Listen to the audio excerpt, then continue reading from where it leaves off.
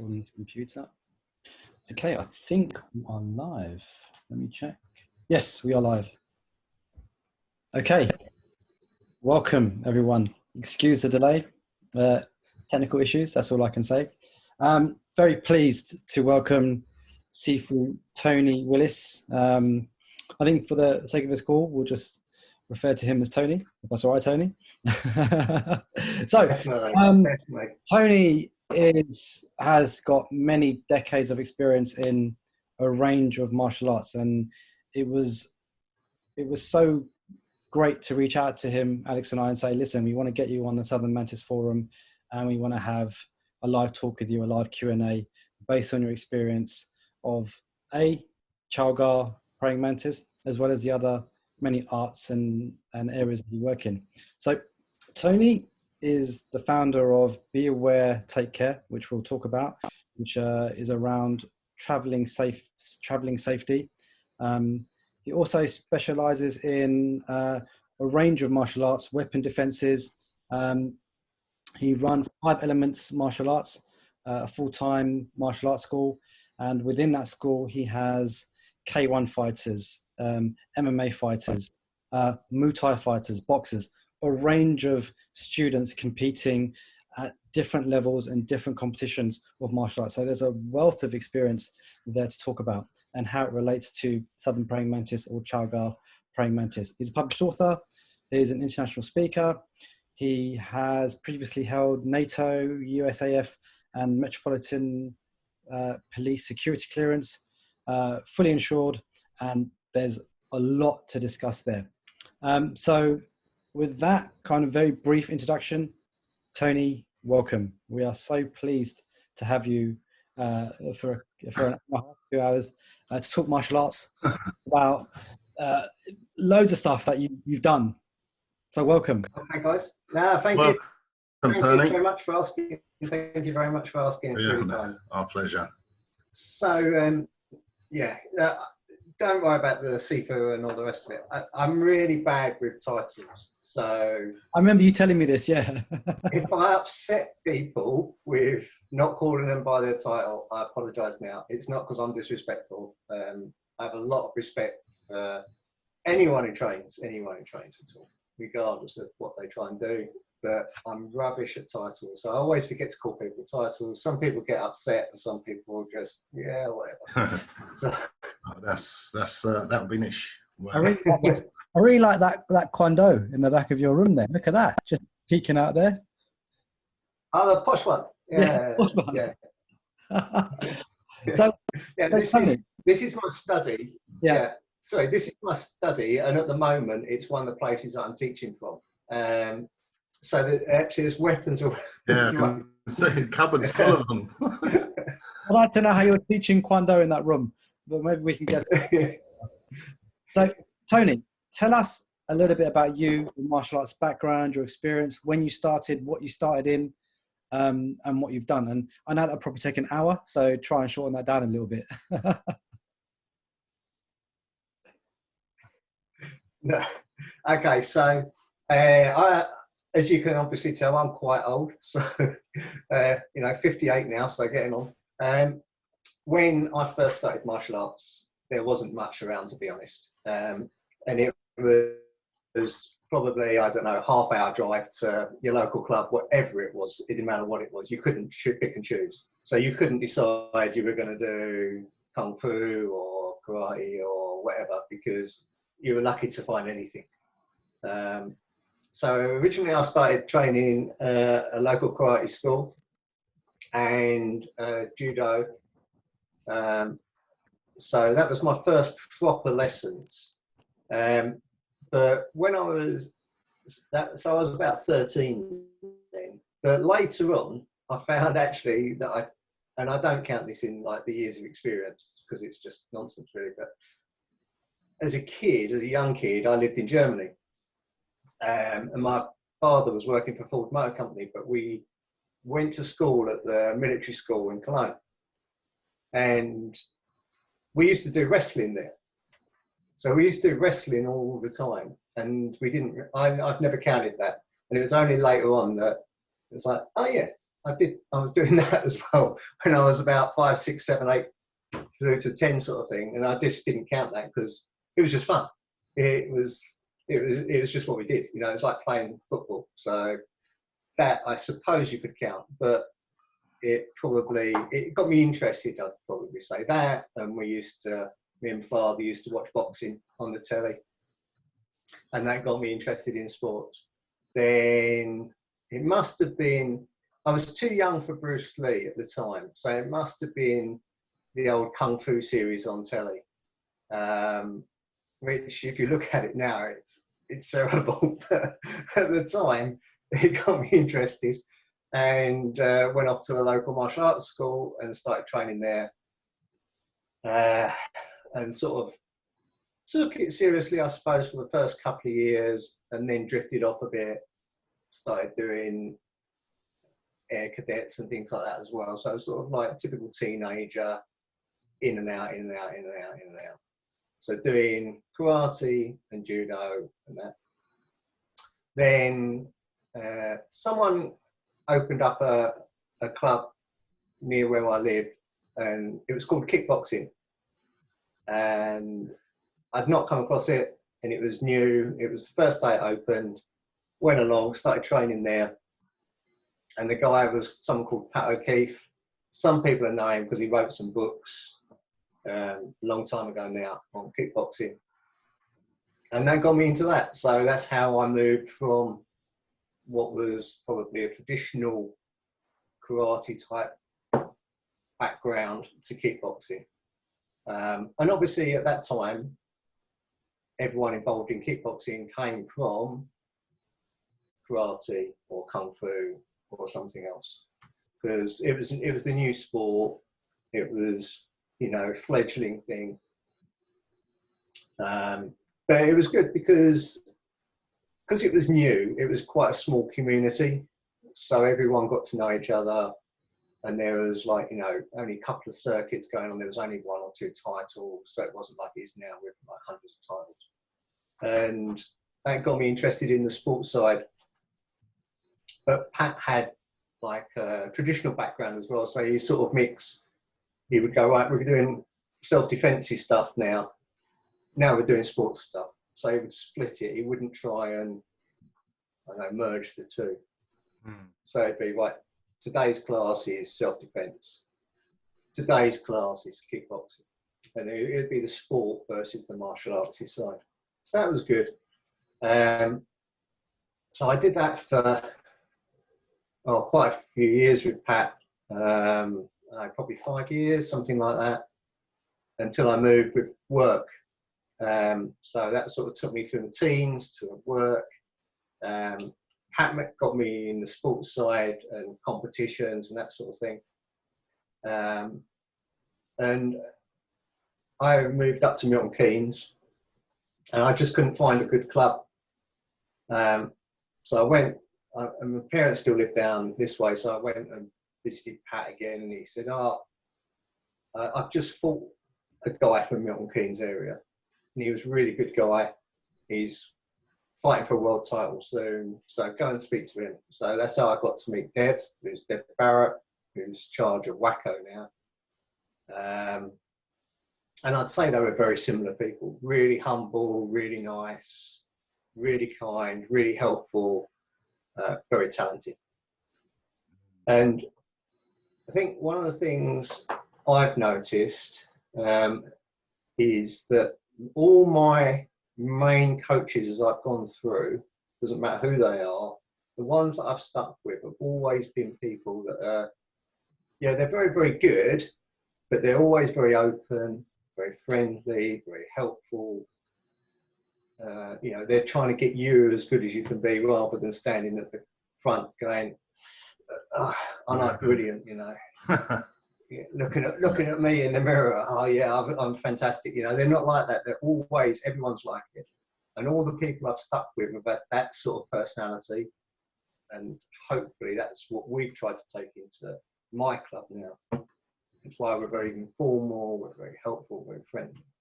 And both Pat and Dev, I don't know when that was. When was that? So I started with Pat about 78, something like that. You know, they're still, they come to our club. You know, Pat just graded, or a year ago, graded some of my black belts so that I had someone else in the room with me grading them. So on my kickboxing, we do gradings on kickboxing. And he was there to sort of verify that they were black belts and that sort of thing. Dev still is He's a very well-known name, Pat O'Keefe. Written some books, and I remember, you know, in the early '90s, seeing stuff from him from his books, DVDs, and he also fought Nigel Benn, right, at one point. Or, he fought Nigel Benn, yeah. Oh, right. Kickboxing. Yeah. Yeah. Yeah. Yeah. Yeah. He fought Nigel Benn. Yeah, I mean, back then, I mean, I remember Master Toddy arrived. So Thai boxing arrived up in Manchester. So Master Toddy was there with his brother, Master A. And I think later on, Sken turned up. Yeah, Sken was really well known. Yeah. Yeah. So, well, Toddy's over in America now, but Master A still teaches in Manchester. And one of their first fighters was a young guy called Ronnie Green and Lisa Howarth, who still teaches. So Ronnie's mainly a ref, but Lisa still runs a club up north. And I remember doing a seminar with Ronnie and Master Toddy. It must have been about 81 at Pickett's Lock in London. And I think it was the first time anyone in London had seen Thai boxing. Right. And it was like this big thing, because it was like Thai boxing's coming to London. Come on. So yeah, we all went up there and did that. Great. That's North London, yeah. Yeah, absolutely great. And there, when I left Pat and went to Dev, because he was sort of based around Coventry area, he used to train with Toddy a lot, and we would regularly sort of meet and go up there, and we'd all train up in Manchester for a weekend or something. So that's quite early on in the old Thai boxing world, really. Mm. But again, really friendly, nice people, welcoming, you know. And bizarrely enough, when Dev first came to my club, he said, "You've designed this like copy Master Toddy's club, haven't you? It's the same." I was like, "No, I hadn't." But whether that was subconsciously in the back of my mind, I don't know. So anyway, I was off doing that. And I think around that time, around the end of that period, was I had a first child, so we moved back down this way. And I was working in London a lot. And I used to drive past, because I'd go along the A13, and I used to drive past this old brick building that had a Kung Fu banner hanging outside. And I was like, oh yeah, I might do that. But I haven't really got time, and I like what I'm doing. But then I tore a groin muscle and I couldn't kick. Huh. So I was just like, I had like some treatment. But they said, well, you can't really kick above the waist for probably a year, you know, do some rehab, get back to fitness. I was, you know. So I thought, well, I'll go in and see this person, see what he's like. And of course, walked in, and there was Paul, very friendly, very helpful. Because you know, it's like sometimes you can go in and you tell them, oh, I'm doing this, I've done this before. And they're like, oh, let's see if you're any good then. Yeah. Or they go, come in and train. And Paul was the come in and train. Nice. And that's when was that? Sorry, when was that, Tony? No idea. I was trying to work it out. 3 o'clock. I don't know. Are we talking late 80s? Late 80s, early 90s, yeah, something like that. Yeah. Probably late 80s. Yeah. Yeah, probably late 80s. Yeah. He wasn't at the, it was just as he'd moved. So he used to be at the front room, didn't he? Then he moved to the back, then he moved out, and eventually ended up at the front again. Yeah. but he just moved to the back room. So that's how I normally date it, because he knows when that was. Yeah. But yeah, I mean, before that, I mean, when I was with talking about funny instructors, when I was with Deb up in Milton Keynes, there was another school opened, which was I won't say what school it was, just in case piss anyone off.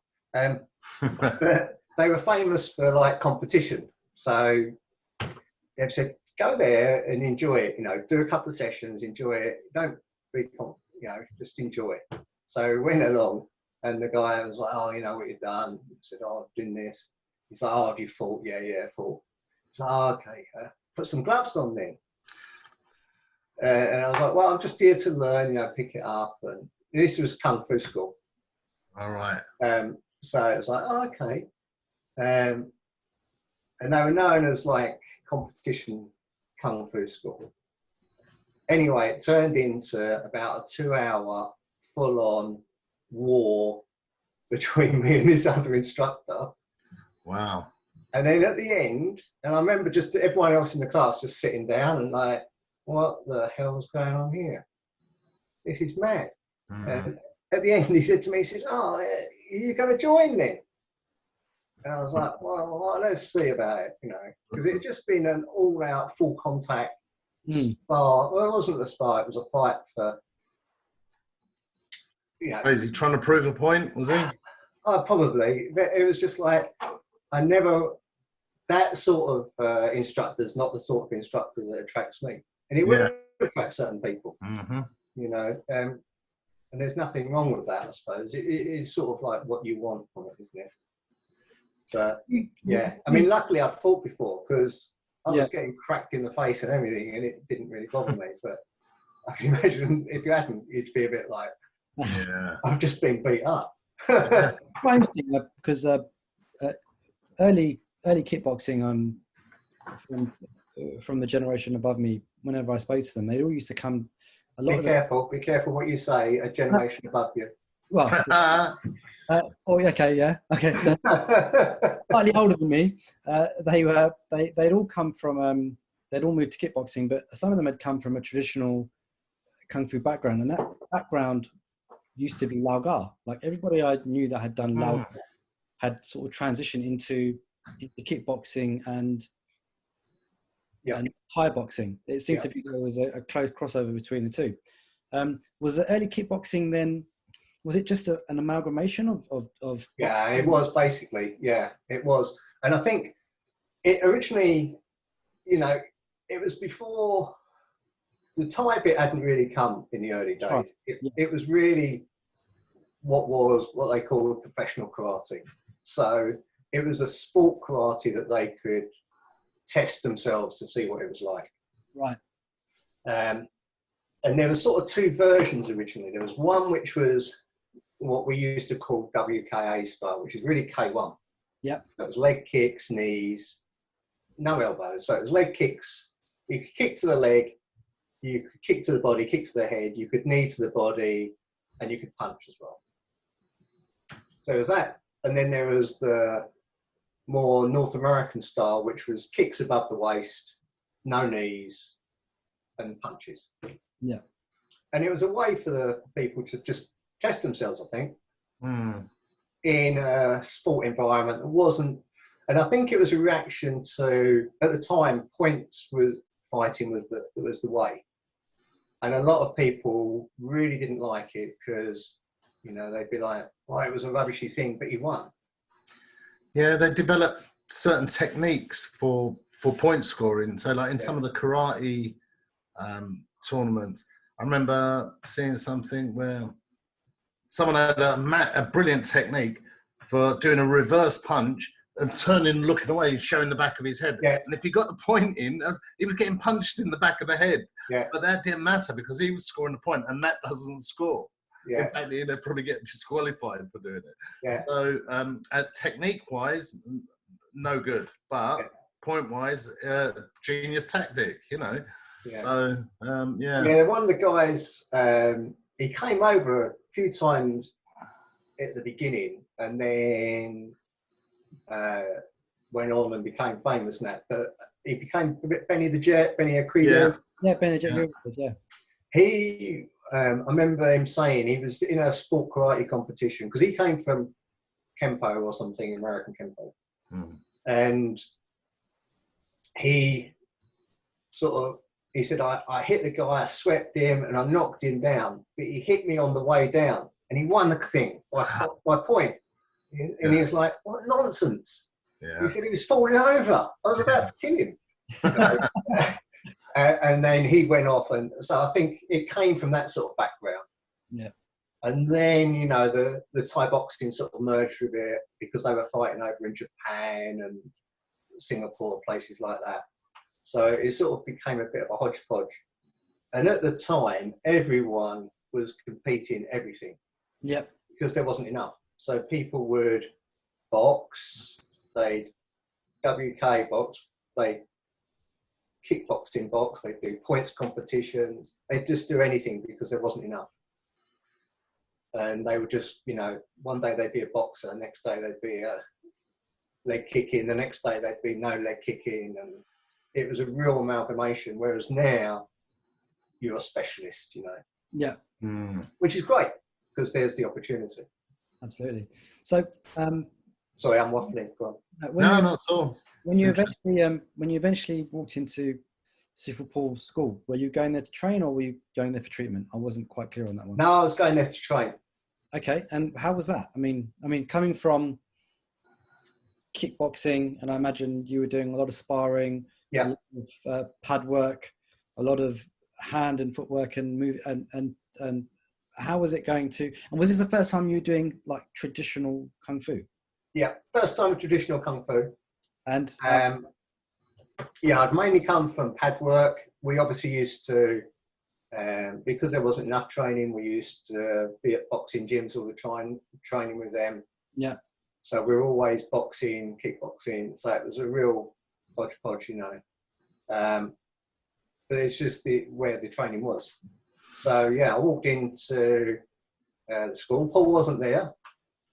He was late, if I remember. And like him. There was a guy there. Clive was there, who's in a lot of the older videos, and he was doing some training. He'd opened up, and I remember going in, and it was very sort of, you know, it was okay. People came in and basically ignored me and went off and did their own little bit. And then Paul turned up, and I sort of said, "Would you mind if I come along? You know, I've done stuff before." He's like, "Yeah, fine. Just train and just see how you get on, see what you think of it."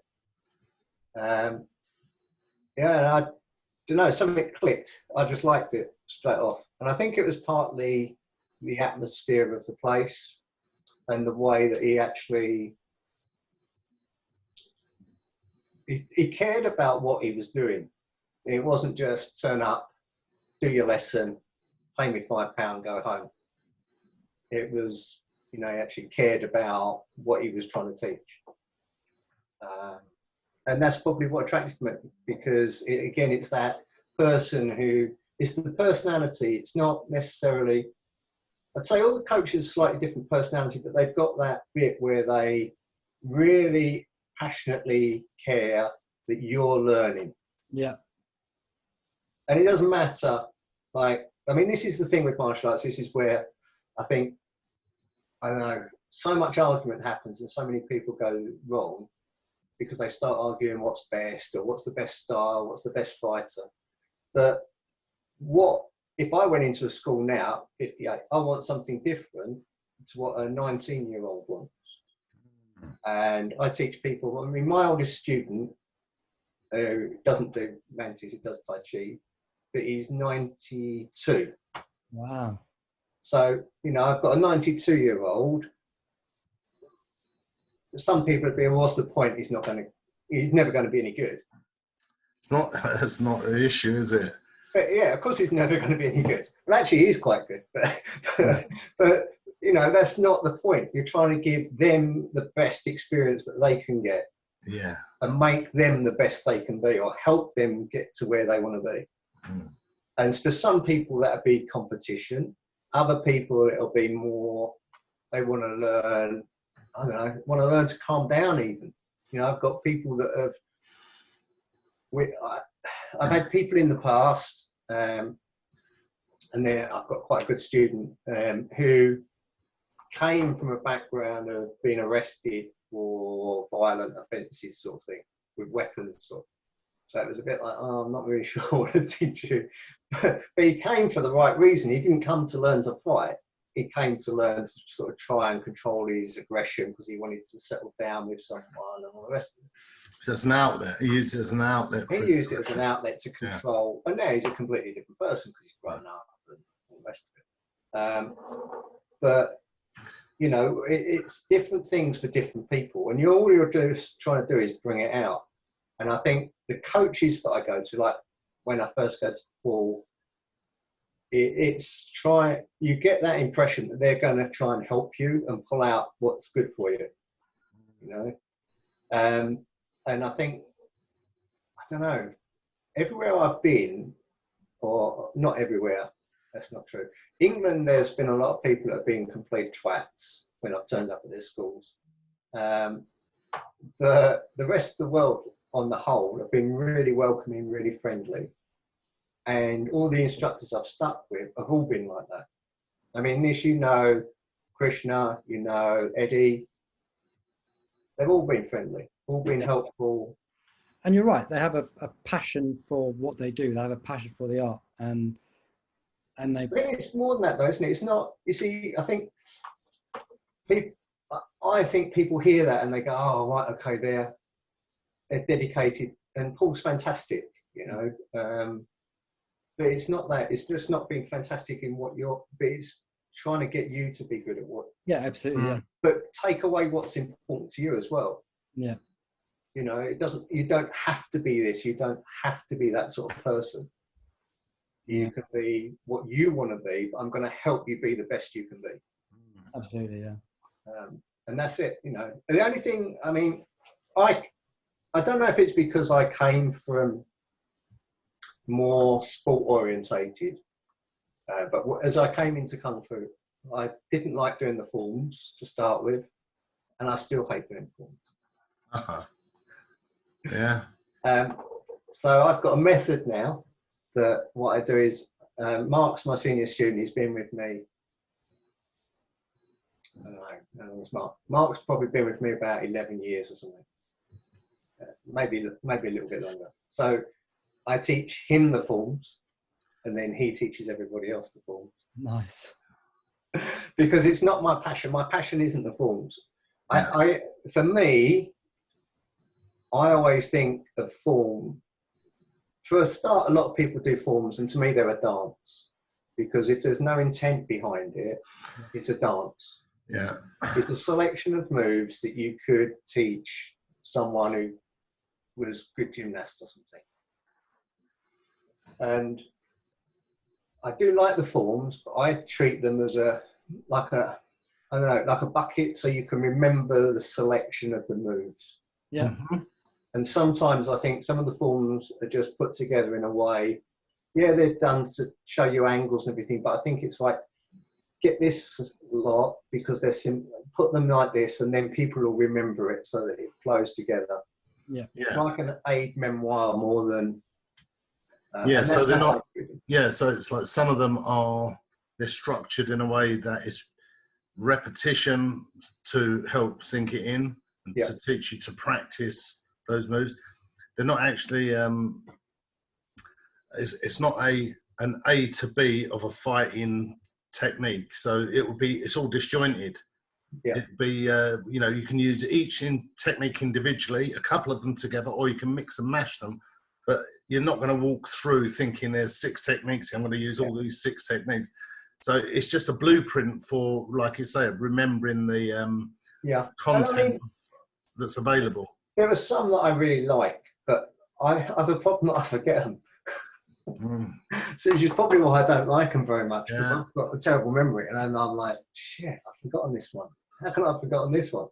and then I have to go and see Paul again. So he gets the right because he gets. What was the early training like for you, Tony? I mean, were you doing much like we do at the moment in terms of Chongs and Chaisao, Yeah. Loijong and Yeah. Sanbo Jin and step work and.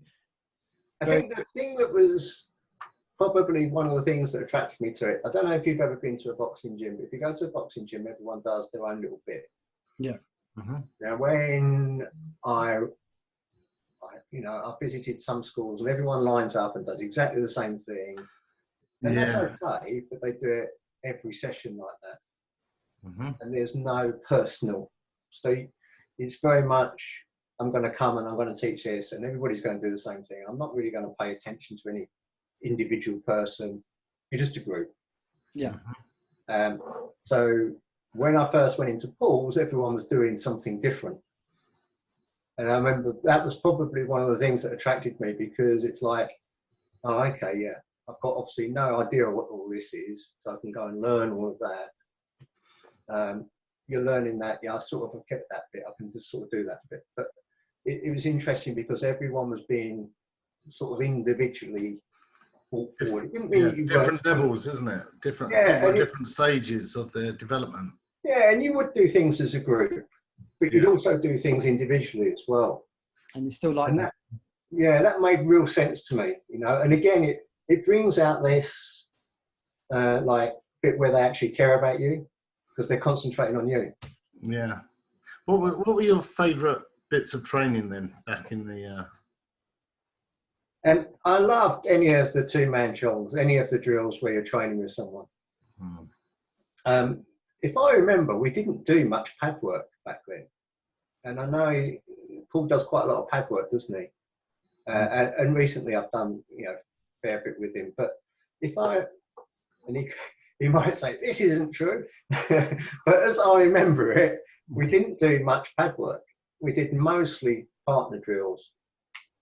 But I love that interaction, and after a bit, it's like any place you go, isn't it? You've always got some people who go, I'm not training with you because you go too hard. I'm not training with you because it's like a wet lettuce. So I like you because we're similar, we match, and we get on. So I'm going to train with you. And you get these pairings that work really, really well. One thing I do remember, and I don't know I hope he's not listening to this. He came in one time and we were doing some grinding arm. And he was like, and I don't know if he had a bad day or if we were particularly terrible that day, but he was just a bit like, this is awful. And for the rest of the lesson, we did grinding arm. And I remember trying to drive home, and I was like, I'm like this, I can't move. And I'd been there going for quite a long time, so it wasn't like a new exercise or something. Yeah. And I was just like, I can't move. And then I had to drive back into London the next day, and I was like, the whole way, I was just like, oh God, I can't help it. What were your thoughts of having done, say, Mantis for a little while, and then coming from a very kind of kickboxing, competition, fighting background? I mean, how did you see that either enhancing what you do, or did you just see it as a completely new art? And the way I learn my arts and the way I teach them is I teach every single one separate. Okay. So at no time, if someone comes to me for Mantis, they learn Mantis. If someone comes for Thai, they learn Thai. Once they've got good or very good, you can mix bits. But they've got to know they're mixing bits. Yeah. So that you don't end up with just like a mishmash of crap, really. So when I learned Mantis, I learned it just purely Mantis. That was your key. I know that if we started sparring, I might slip some boxing in and things like that. Especially if I realise, oh, this is going quite well, because they don't recognise this. I'm going to cheat a little bit. I'm going to do a bit of this. That's not cheating, is it? No. Sparring, you can do whatever.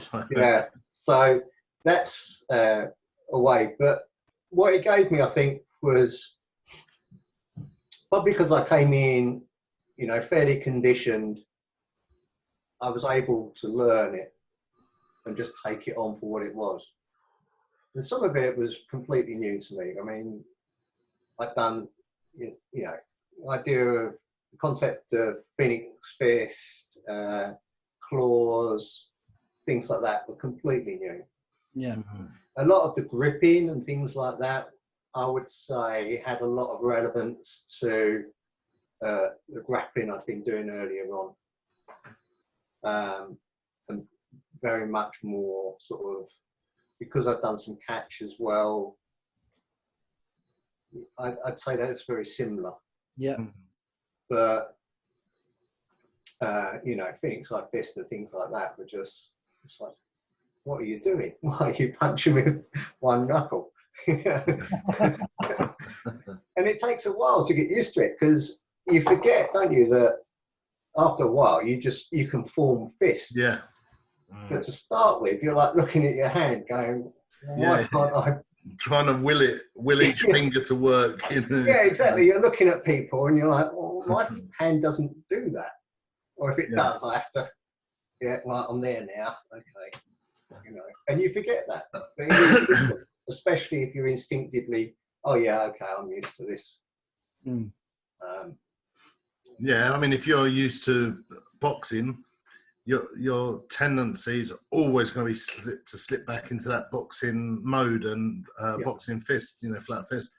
Yeah. Until you've got to ingrain it, haven't you? So it becomes natural. Absolutely. You know? I mean, I really fell in love with Mantis, and I really did. You know, for a long time, I didn't teach. When I opened up teaching, that was Paul's fault. I'd gone through sort of a shitty divorce, and he obviously realised I was a bit of a lost soul. I don't know how old I was. How old was I? About mid-30s, something like that. Pissed off with the world. Had a great job up in London still, but yeah, rich but unhappy. And he was like, "You should teach," and I was like, "No way am I ever teaching. Got no interest. It's not for me." And he was like, "No, you're going to teach. You're going to teach." And I was like, "No." And he was like, "All you need to do is you need to grade and everything." I was like, "Because I never grade. I've always tried to avoid grading." You know? I know that one. I don't know why. It's never for me. I'm not a grader. Some people, they love those targets, don't they? They show me the next form. Show me the next grade. You know, I've never been like that, and I avoided it all the time. It was the same for me. A couple of gradings with him, but only a couple. Sorry, go on, Nish. It was the same for me, because every time he'd be like, he's like, "When was the last time you did a grading?" I was like, "Well, I haven't." He's like, "All right, you're grading," and then I'll be like, "Do I really have to?" He's like, "Yes, you do." So. Yeah, well, he conned me because he said, "I'll come and do a day's training." So I went, okay. And this is, where was he then? I don't know. It was over West Ham for a bit. No, I think it was when he moved into the carpet place at the back at the carpet place, yeah? Yeah, I think it was then. And he said, "Come and do a day's training." I was like, "Ah." And at the end, he went, "Well done, you've passed." And I was like, "Passed what?" You know, it's like, "Yeah, you can teach now." I was like, "No, I'm still not teaching." Anyway, he persuaded me to teach. He's like, "It'll do you good. You'll explaining it to people, you'll learn it better." And that's what I did. I started teaching and really loved it to start with. What were you teaching, Mantis, or were you teaching only Mantis? Okay. When I first started, I only taught Mantis. And then at the time where I was, which was over in South Woodham, so when would that have been? About 99, something like that, 99, 2000, something like that. when I was teaching there, we used to have a lot of guys come in which were Wing Chun guys, because there was a big Wing Chun thing in the area and they wanted to test themselves. So we'd say, okay, you can come in, but don't beat people up, sort of thing. And cross-train. And we used to do that for a bit. Then some of the guys wanted to enter competitions and there wasn't much around that I could find at the time. So we used to do kickboxing. So that's how we ended up back at kickboxing. And in the end, that just took over. So my current school, because I've skipped stacks, my current school is nearly everyone's kickboxing, because it suits an awful lot of people. Yeah. So if you're a mum who wants to lose a bit of weight, it's good for the kids because it's simple. You know, the Thai competition's good for the kids because there's no headshots. The adults, they can compete. Then there's the people who want to do MMA. Then we've got James teaching BJJ. Yeah. And then my Mantis bit is really small. And I wouldn't say they're real hardcore trainers. If any of them are listening, I don't mean to insult you at all. They're not hardcore trainers, but they're really interested in the art. So if we do a form, we'll spend ages on the form. So we won't, you know, if they learn a form, so for instance, I think they learn Cao Dao Sao recently. We spent ages on it. Yeah. And we're going through all the different hand techniques, all the ways of using them, what they're for, and how you can use that, how you can come off it, movement and things like that. So it's real sort of like, we really try and get into the depth of the techniques.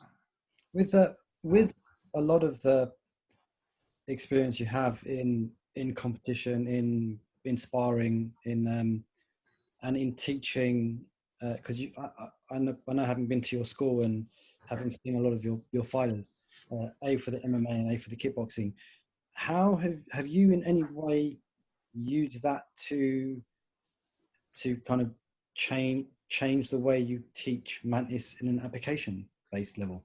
I think it's probably made our movement and the stances, I would say, tends to be a bit more fluid. So this is slight, and also Paul's very different to the way he was originally, I think. So when if I watch him now, he's got great movement. Whereas originally, I think if you look at the first videos and everything, it was much more traditional. Now, I mean, I think, getting in, moving, striking, getting out, things like that are very, very important.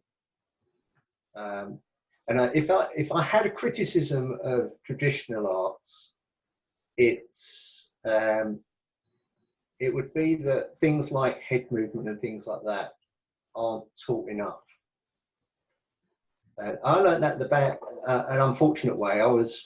I'd been fighting anyway, and I went to a boxing gym with Bev, and it's where I first met Harold Graham. So it was like one of the good boxing gyms, and the guy was like, "You just need to learn to move your feet properly. So go and practice this over there." I was like, "Oh, I've come to spar. I want to fight and get some." He was like, "Yeah, you're not good enough. Go and do that." And I was like, no, this isn't right. And he said, "Right, okay, come here then." And he put some gloves on. And he's like, "Right, so head movement and footwork is the most important thing." I was like, yeah, but I want to spar. And he punched me in the face. And I was like, "Well, have you learned yet about head movement?" I was like, "Well, yeah," but he's like, "Punch me again." And he said, when the penny's dropped, I'll teach you how to move your head, or I can punch you in the face again. It's like, yeah, all right, lesson learned. I'll go and walk up and down the lines then. So I spent ages doing really right back to basics, but it's like, we spend, the Well, I've had people fighting for, so it's 20. So 20 years we've had people fighting, full contact, Thai, boxing, all the rest of it, MMA. In that time, we've had 2 of our people knocked out. Oh. We've had loads of losses. Don't get me wrong, we've had hundreds of losses, but we've only had 2 people knocked out, one in MMA and one in K1. And I think one of the most useful skills you can learn is to see a technique coming at you and understand it. And I think that's one of the things that the Chongs give you, and it's one of the things pad work gives you. And head movement is part of that. Yeah. Because if you're in a nightclub and someone throws a punch at you, to be able to just instinctively ride that punch without taking the full impact, and the same in the street, the same in competition, I think it's absolutely key, because they're the lifesavers. They're what stop you getting sparked out. Yeah, yeah. And I think there's not enough emphasis on that. So I never want to see people take, it's all right saying we're going to do body conditioning and everything, but for me, that's when it's gone wrong. Yeah, I like the body conditioning. I think it's really, really useful.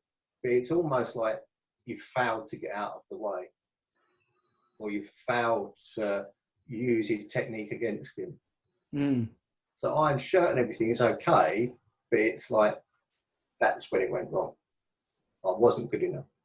You can't do iron face. You know, it doesn't work so well. There's science behind knocking people out. There is, yeah.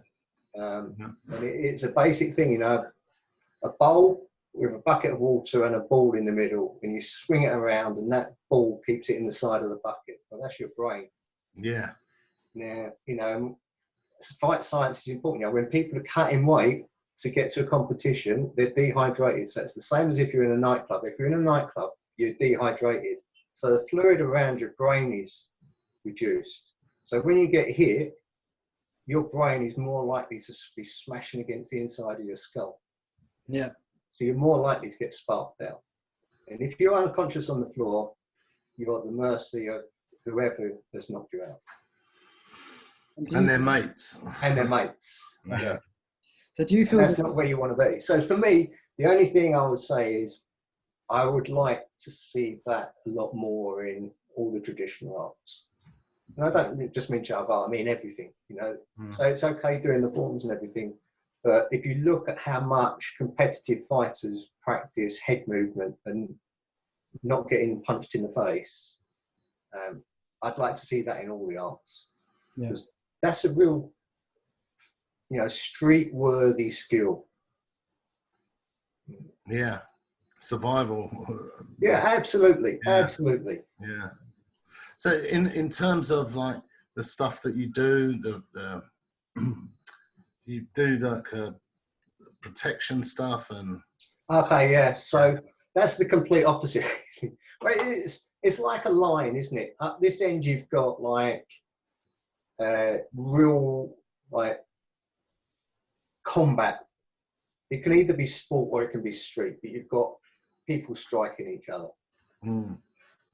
In the corporate world, I work the opposite end. So where you had Steve on the other week and he's the CPO stuff, you know, close protection, everything, they're sort of in the middle somewhere. They're trying to intervene and protect it. The stuff I do is at the other end. So it's all about, and he would cover this as well, but it's all about awareness, avoidance, that sort of thing. Very rarely do I get involved in the self-defense bit of that end, although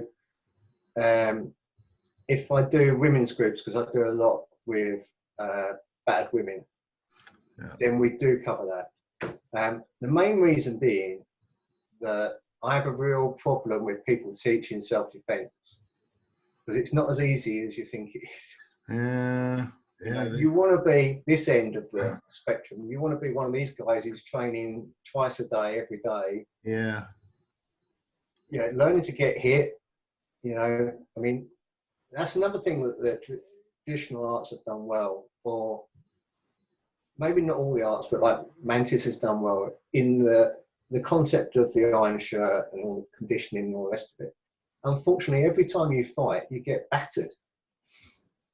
And that teaches you to take shots. Now, there's a lot of traditional arts that miss that bit. So, yeah, you can learn how to punch people. You don't learn what it actually feels like when you're being hit. And if you're not used to it, what happens as soon as you get hit, for that split second, you freeze. And often the freeze is, the instinct is to hunker down. So you cover up and you plant your feet. And if someone's after you, that's probably the worst thing you can do. Because you now become just a stationary, solid target that they can just tee off on. If you look at someone who's skilled when they get hit, the first thing they do is move. Yeah. And do you think that traditional arts lack that, or we're missing it, or do you think they used to have Some of them lack it and some of them miss it, yeah. I don't think, it's unfair to say traditional arts, isn't it? Because, I mean, I'm not a great fan of a lot of karate schools, but I also know a few karate instructors that I would never bet against. So, you could say, oh, Kung Fu's crap because it's no good, but I would never bet against Paul in an altercation. So the same for karate, it's so vast, isn't it? And there's so many people that there's people I know are exceptionally good and teach it brilliantly, and then there's other places that are just shockingly bad. I've got, through an acquaintance, I met a fifth Dan karate recently, and they are shockingly bad. So you could say traditional karate is crap, but then I'd go to someone like Dev or someone like that who's also teaching it and doing kickboxing, and they're exceptionally brilliant. So it's unfair, Yeah.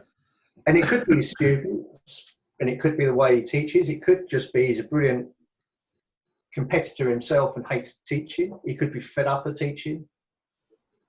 Maybe he's opened his school and doesn't know how to close it because it's no longer his passion. So he's just going through the motion. It's hard to tell, isn't it? But yeah, I mean, I'm lucky. Paul introduced me to Krishna, so I ended up going up and doing work with Krishna. That's right. So I know you trained quite a while with Krishna. I mean, at least from the UK, he's well known in terms of eskrima, Filipino martial arts, big on his knife and stick work. So Yeah. you do a lot of that with him. Yeah, I don't do much stick work. I've got a couple of students that I do a fair bit of stick work with, but they're both senior sort of martial arts people anyway. Mainly I like the knife work and the blade work and things like that. So any blade, I love any blade.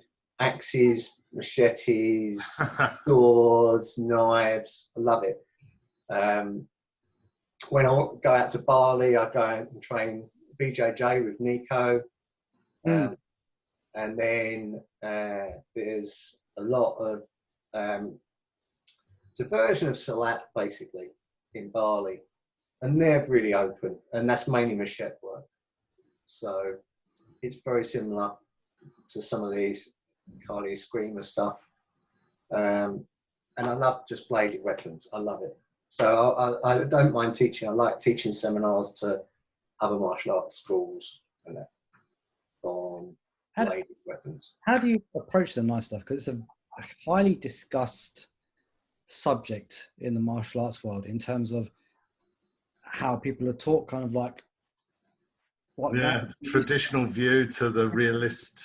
You see the guys like it's and it's like I mean, I'm lucky. I don't teach it in a class. I only teach it as one-to-ones. Sure. So the people who I teach are normally very competent anyway. So you don't, they get movement, they get defense, they get a load of stuff anyway. So you're sort of building on top of a good base, and I quite like that. I like authenticity. So one of the things you'll notice in a lot of traditional martial arts is whenever anyone comes with a weapon, they don't really attack you with the weapon. Where's a weapon? Hang on a minute. They're everywhere. So, right, an axe. Okay, don't worry about it. It's come loose. But when they've got an axe, they normally lead with their arm. Yeah. So they're not really attacking you with the weapon. They're attacking you with their arm. And whenever a lot of the arts are taught, they come in this way or they come in this, and they're not attacking you with the weapon. So obviously it's easy to defend. And then they go, oh yeah, we can do it. And I've seen, we were somewhere and people were doing spinning crescent kicks against knife attacks. I was like, yeah, actually it's brilliant. I love what you're doing. You're going to die, but I love it. It's fantastically clever. I can't do it. You know, it's so talented what you're doing. Don't do it in the street, for God's sake, because you're going to be on a stretcher. But, but yeah, a lot of the martial arts, the traditional way they lead with their hands. So I love it. We train all different ways. I like foam weapons because the rubber sort of is floppy and doesn't do it. But foam with a hard core, you can really try and get people. All my drills are with aluminium weapons and then move on to them. I was in Israel working, and I was lucky because in Israel, because there were ways of war, once you've been in the army, you're never allowed to leave. You go back and you instruct. So the guy I was working with, I was working in fraud detection, so like people hacking in and credit cards and that sort of thing. So it had nothing to do with fighting at all. And I'd been out there, I think this was my third visit or something. And the guy said, oh, I've got to go because I'm teaching tonight. And I was like, oh, what are you teaching? He said, oh, I've got to go back into the forces because I have to build up so many hours to say I've left, but I have to go back and do so many hours. And because I'm a director of this company, they've allowed me to go in at this senior level. So it's all a bit of a con, but he gets his hours done. I was like, oh, okay, what are you doing? I'm teaching these guys knife stuff today. It's like, oh, perfect. I was like, come along. And he's like, yeah, I don't suppose what. That's fine because I'm the boss. Yeah. So I spent probably about 4 hours with these guys he was just ex-special forces guys and he was teaching them. So they weren't special forces, but they were just patrol. And it was really good because he had exactly the same approach. So I said to him, do you ever use live blades? And it's like, no, because every time you use a live blade, people are so careful. Everyone can disarm everyone 100% of the time. Right. They're so worried about getting cut or dropping it on your foot or. Yeah. Okay, do you use aluminium blades? Yeah, we do because it's good for the disarms, but we found that, people get teeth knocked and things like that. So it's okay, but again, you can't go hard. But we use these foam ones and you can just knock the crap out of people. Right. And again, that's the approach we use. So we use a layered approach.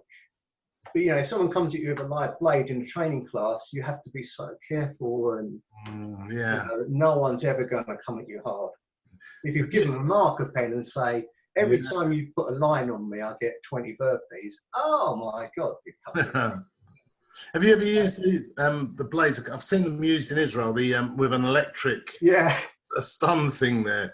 And they're quite good. A bit cautious. Yeah, no, they're not as bad as it feels. If you put your hand on it, it feels bad. But when you're using it, it doesn't.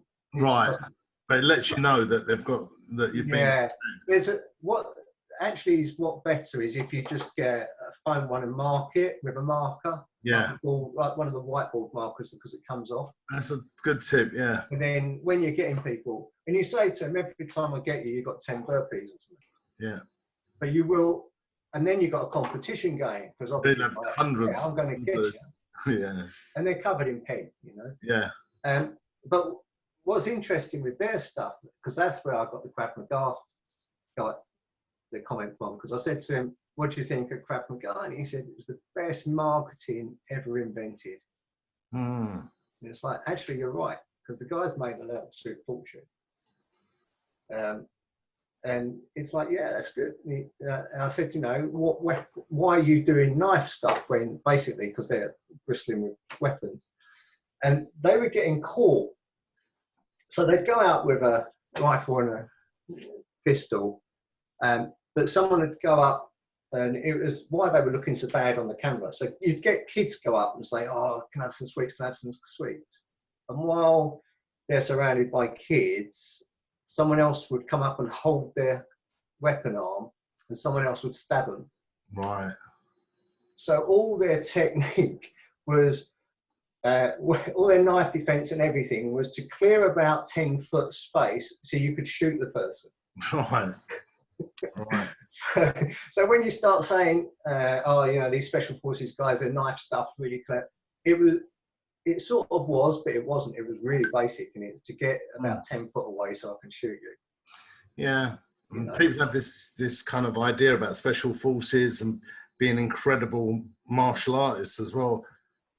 But yeah, I spoke to one guy once, and it was just a comment. He said, if he's fighting with someone, he's done something wrong. Yeah. Because they shouldn't get that close, you know. That's exactly what they were doing. Yeah, because they were just finding, because it was crowded, they were getting swamped, and cheeky little shots were getting in. Yeah. And it's no, because I've got loads of weapons on me. Yeah. Well, why would I be wrestling around on the floor when I've got a machine gun? Exactly. Yeah. Why? Do you think the knife? Just talking about the knife stuff and trying to bring it back to Mantis. Do you think it's? Sorry. Do you think it's a different training that has to be taught separately? You have to go somewhere else to it, or do you think there's elements of Mantis that can be used and applied, but just taught within that kind of knife? See, I think you can get a lot of it from Mantis, because I wouldn't say you can probably get all of it, but if you applied yourself and thought about it, you could. Yeah. It's whether you can be bothered to think about it. Mm. The way I look at the weapons in Mantis is, it's obvious some of them don't originate from Chow Bar, because they're very different. Yeah. So if I look at, say, the spear compared to something like the butterfly knives, they're very, very different styles of fighting. Mm. So if you could learn all the weapons and not just learn them, but actually understand the concepts of what they're trying to teach you, then you've probably got enough to pick anything up as a weapon. Mm. And that's the key. The key is, yeah, you could learn to be brilliant with the straight sword. But say you didn't have a straight sword. Does that mean you can't no longer fight? You know, if you could learn staff, spear, butterfly knives, straight sword, you know, the knife, the curved sword, you've probably got a walking stick. You've got enough understanding of weapons to make anything a weapon. Yeah. And actually understand how to defend. Yeah, because the butterfly knives could be axes, could be knives, could be sticks, even if they. Yeah, you've got things you have to be very technical with, like a straight sword. You've got things like the butterfly knives, which for me are always like a bludgeoning weapon. I know they're edged, but they're very much like, I'm going to smash you down type. Even if you look at the way you step in, it's very much more aggressive, and you're going to smash the guy down. You can pick things up. Now, does that make you a brilliant knife person? No, but it depends what you want to be. If you want to be able to be self-defensive, it gives you enough probably against the average person. If someone comes in and they're really good with a blade, then you need a bit more.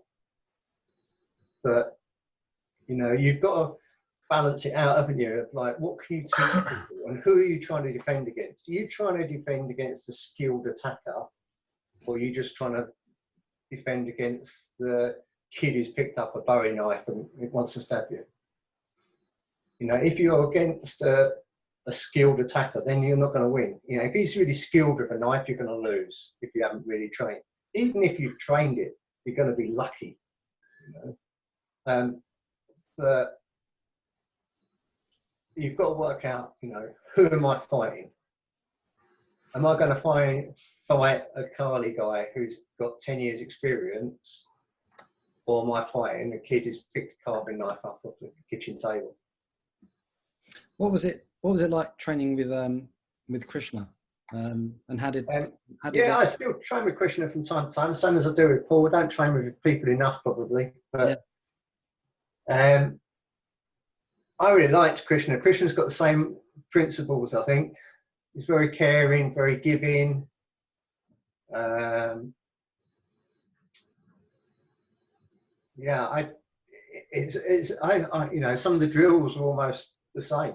You know? Yeah, that's what I was interested in. Like, how close was it to what you'd learned in Mantis and even kickboxing? I think it's very close. Yeah, it's very close, especially once you close the distance. Yeah, as soon as you're in contact.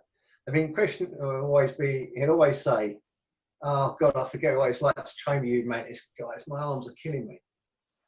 And you just forget, don't you, that you're in there, and yeah, you're trying to be sensitive as well, but there's also impact there, and you just don't realise it because it's like, yeah, whatever.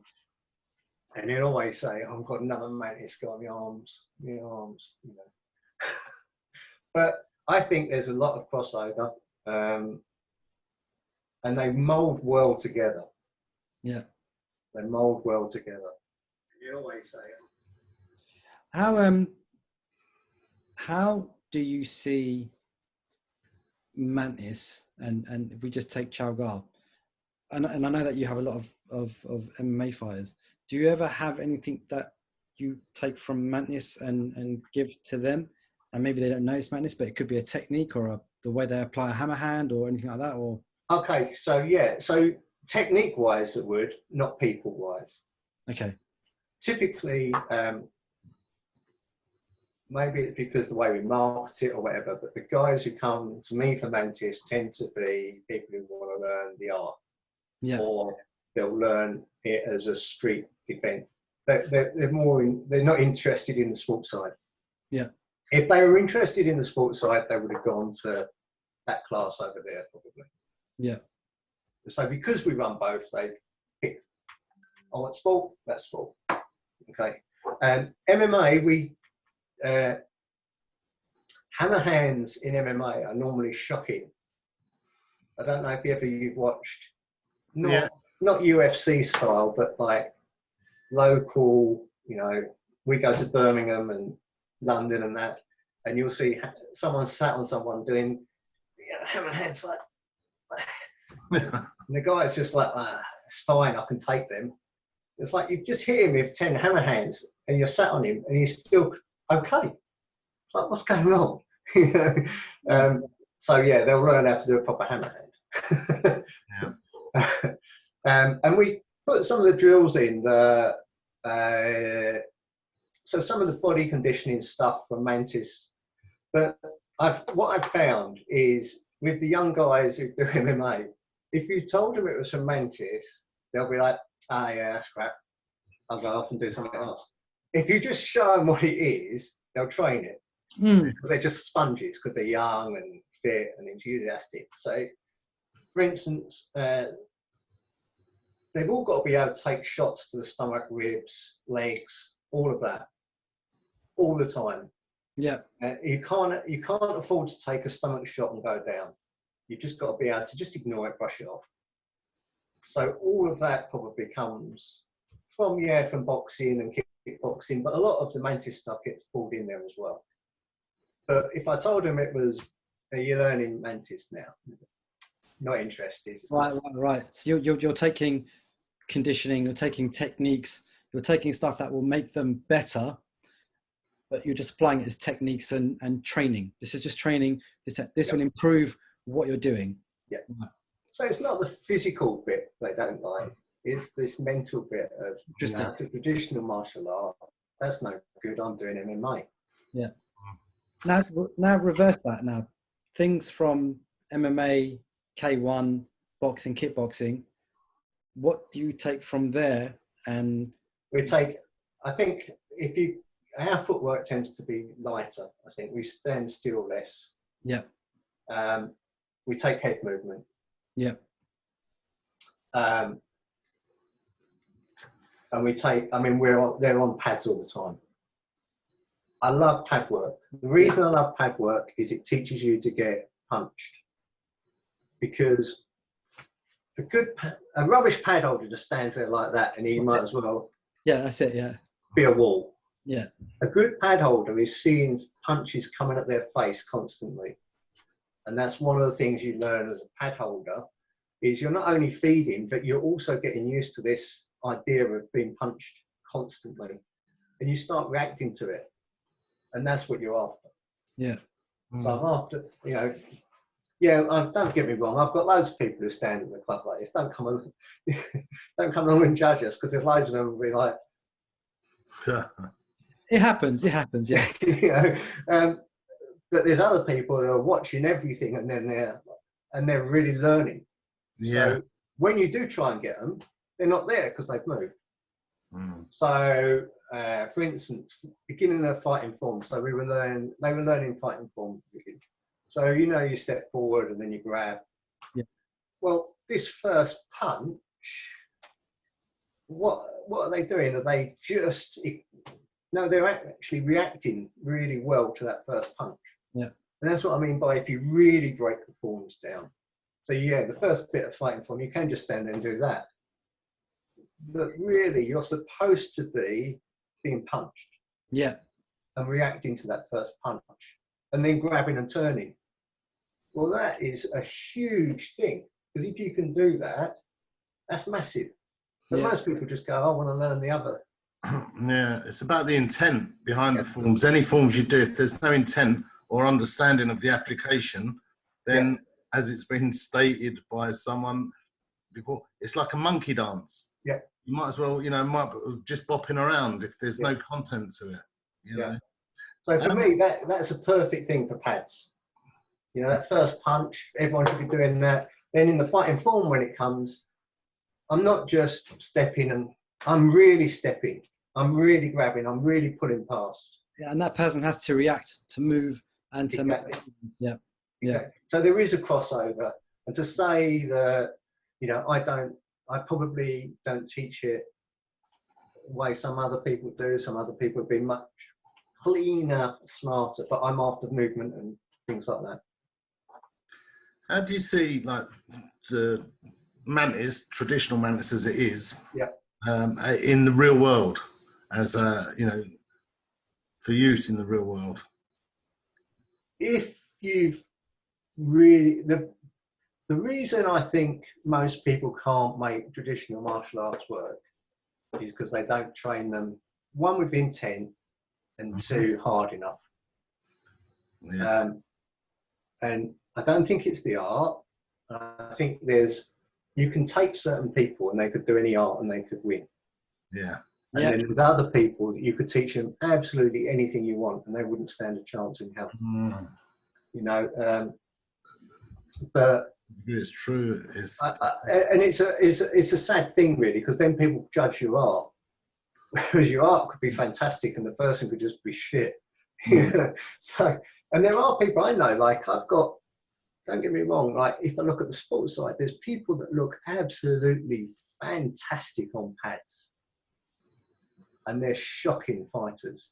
Because once they get hit or they get under pressure or mentally the guy takes them apart, they crumble. But I think for me, if you can put the effort into it and train it, I think it's a great art. I think it's great for the street. As long as you're aware of what you're doing, and you have to have learned intent. You can't just be standing there doing, rubbish drills. No. It's got to be with intent. If you look at our MMA guys, they're training twice a day before a fight. Now, if you were going for a street fight, if you train twice a day, every day for 8 weeks before that street fight, with real intent, and you had good experience, then you'd be good. You have an edge. You go once a month, then maybe not. Yeah. And there is But that unfortunately, no one wants to hear that, do they? there's that thing about the attitude, because I've been doing it years, like once a month. Yeah. That thing about the attitude as well, because people and the mindset. People train and say you train and you drill and you do 2-man sets, and rarely do people think, actually, I might be using this against someone who's got a weapon, and that changes things significantly. Yeah, absolutely. You have to have that in your mindset and in your training regime as well. So, I mean, again, traditional martial arts have evolved over the generations anyway. They've always been doing that. And so you should still be able to adapt to, modern times, to different things, Yeah, I mean, when people say traditional martial arts are rubbish, they're no use for the street, it's like, well, how come they survived a couple hundred years? There must be something good in there somewhere. Totally. In fact, you can't make it work doesn't mean it's crap. Yeah. I think there's a lot to be said in the way that we see Muay Thai, MMA, and even boxing apply training in making someone effective in a short space of time with a less number of techniques. Now, I say this from my personal experience, having, started off in boxing and getting used to pad work, getting used to using 3 or 4 techniques, and then we'd train, we'd warm up, blah, blah, blah, and the warm-ups would be the techniques that you would be using in the ring. So you'd warm up, you throw the jabs, cross, hook, uppercut, etc., etc. Then you do pad work, then you'd be fed the pads. And then it'd be like, okay, now you go in the ring and light spar. Okay. You'd light spar and you'd use those techniques, and you'd have to learn all of these, riding the punch, slipping, bobbing, weaving. And then after how long it was, then you would just be sparring in the ring with just those number of techniques. So there seemed to be a formalized structure of getting you fighting proficient. Yeah. And then I learned this when I started Muay Thai, and then when I was going to Thailand every year, same as you do, Tony, it was a very similar thing. You would train, you would warm up, you would work techniques, you would do bag work, then you'd have a trainer come around, do pad work with you, and then they'd be like, okay, get in the ring and spar, and you would spar. And then eventually you'd go on to doing fights or, 4 rounds of sparring. And that was something I kind of felt was missing in the early madness that I was doing. When I was doing still wire and then training with Sifu Qigong, I was like, we don't do this. Like, why aren't we doing this? Like, I'm not learning to apply my madness in this type of training method, which is what I felt I needed to understand the art and things. So I would go out and, I'd hook up with loads of different people and say, let's spar. Or, my friends that did boxing or Muay Thai and say, hey, hold the pads for me and feed them to me and let me try these techniques. And that's how I learned and started doing my own pad work. And then when I went to see for Paul, again at that time was pad work, sparring, react. So that was when I was like, this is what I'm missing. This is what I wanted, Yeah. I think there's a lot to be said for that. And I think people can get too insular. Like, if you're not careful, you learn how to block a Mantis punch. Yeah. You learn how to block a Mantis kick or something. It's like, yeah, okay. But, like I said, Mark's my senior student. And before he allowed him to start teaching people, he had to do all his forms and all the rest of it. So I had a day where he had to do an hour's fitness, then he had to do all his forms, then he had to spar with all my competition guys. Nice. So he did an hour MMA, he did an hour boxing, and an hour K1 and Thai. Wow. And he didn't have to win everything, he just had to survive and be able to do it. So obviously the MMA guys, first thing they did was take him down. They didn't want him stood up. So, if he hadn't learned any grappling or survival of grappling, he didn't have to win, he didn't have to get arm bars, he just had to survive and keep going. But that's essential because, for instance, one of my boxers is a really good boxer. It was just like, what are you doing? You stop doing all that shit, you know, because Mark was like, yeah, I'm not doing what you're doing, because obviously you're a better boxer than me. Yeah. I'm going to do this. And the boxer was like, you're all right. You know, stop doing that. But it was good because he's learning different things. And obviously he built up for this over a period of time, so I didn't just dump him in. But it's so useful. And it gives you confidence as well, because I can actually do it. Just going back on the weapons, but I've had a question. There's a question from Nick Llewellyn, who says, how effective would you say the walking stick is as a weapon? As a weapon, I'd say it's very effective. Right. If you, I don't actually remember the form. Paul taught me the form, and I've forgotten it. So, but drilling it over and over. I mean, it's huge. Bear with me 1 second. So there you go. I've got a walking stick. It's a Stickmaster one or whatever, Cane Master one. Yeah. It is just fantastic. I've used this sparring in Carly's Screamer. Right.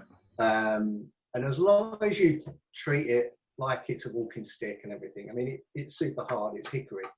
But yeah, I mean, they're classic weapon. If you want to use it like now I can say this because I'm nearly there. If you want to use it like a 60-year-old man who's walking the street, then you're going to lose. If you want to use it like a combat weapon, aggressively, understand the techniques, get what it's for, then you're going to be okay.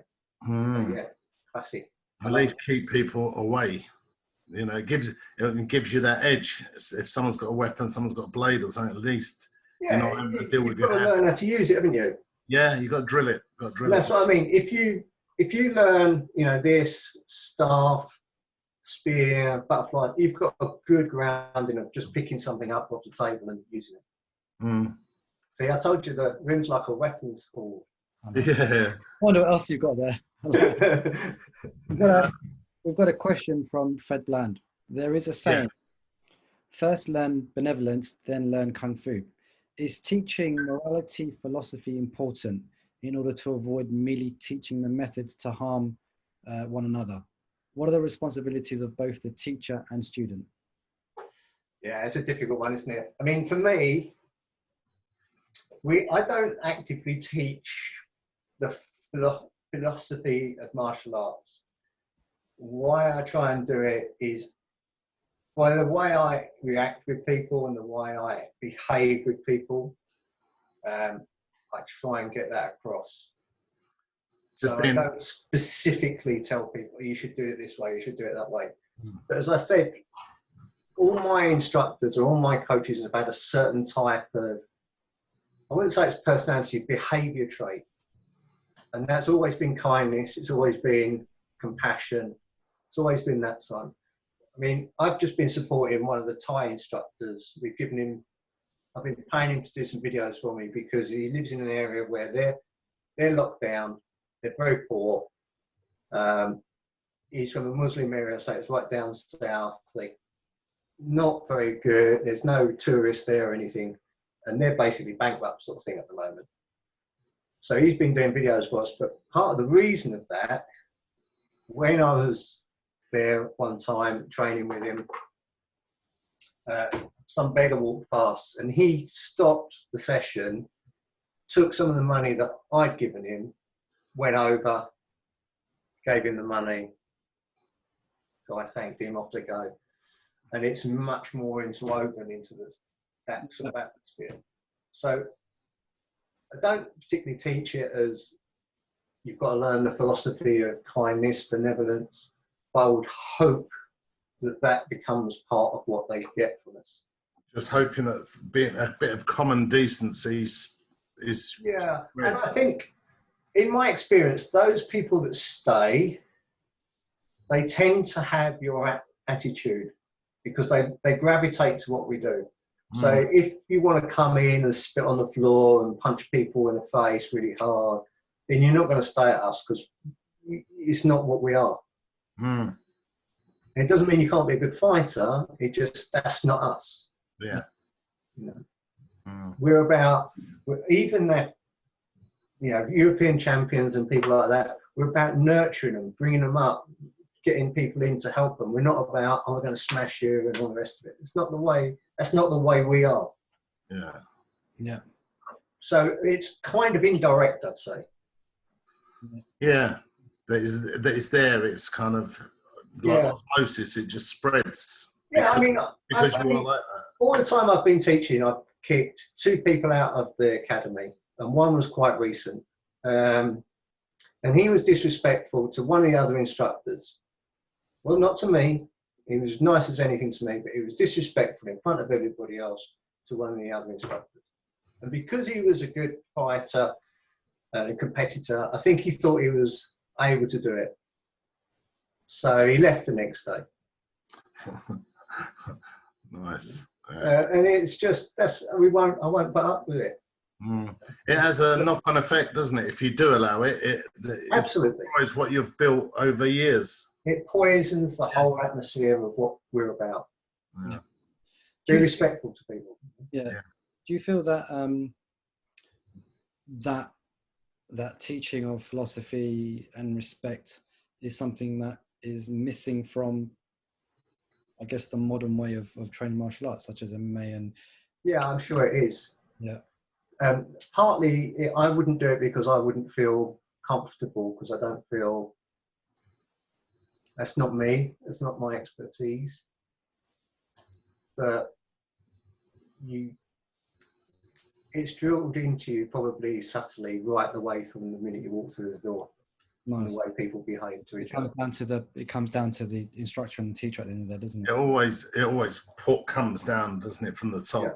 Yeah. I mean, I've got in a normal class, I'll have people that, you know, could be, you know, 40-year-old mum. She doesn't want to get beat up. Or I could have a lawyer, can't go in with a black eye. But they could be training all night with a European champion. Right. Now, if they can't train with that European champion all night, then that guy or that woman, because a lot of the women are really good fighters, then they're doing it wrong. Show a bit of humility and respect, bring the person up, you know, teach them. Yeah. And if they can't do that, there's a problem. Yeah. There's a time and place to show how brilliant you are, you know. So if someone comes into my club and says, oh yeah, you know, or they've been with us a while and they want to learn to spar, the first person I'll put them with is one of our best competitors. Because I know they're used to being hit, they've got the ability, and they won't lose their temper and all the rest of it. So if the beginner accidentally cracks someone, they'll just go, oh, don't do that so hard next time, but just calm it down. And they can control it and bring the pace up. Yeah. Don't put them with another beginner, because they end up in a cat fight. Yeah, there is a thing that there's in martial arts which says, you know, that was instilled in me, is don't be scared to lift someone up and help them, raise them up, because later on they might help to raise you up further, because their skill level goes up and it will take you up further. Yeah, absolutely, absolutely. Couple of questions coming in. We'll try and slip these in now. Can you see the one from Sando, Nish? No. All right, I'll turn around. I'll ask one out of thinking. How long did you train catch wrestling for? And how was your experience with Bill Robinson? That's Steve Willis has just asked. Catch wrestling came and went. So I wasn't like a proper club training constantly. It was on and off when I could. Billy Robinson did live in America. So although he was English, a good old Yorkshireman, he lived in America. So he only came over and did training camps and seminars and that anyway. He died now, unfortunately.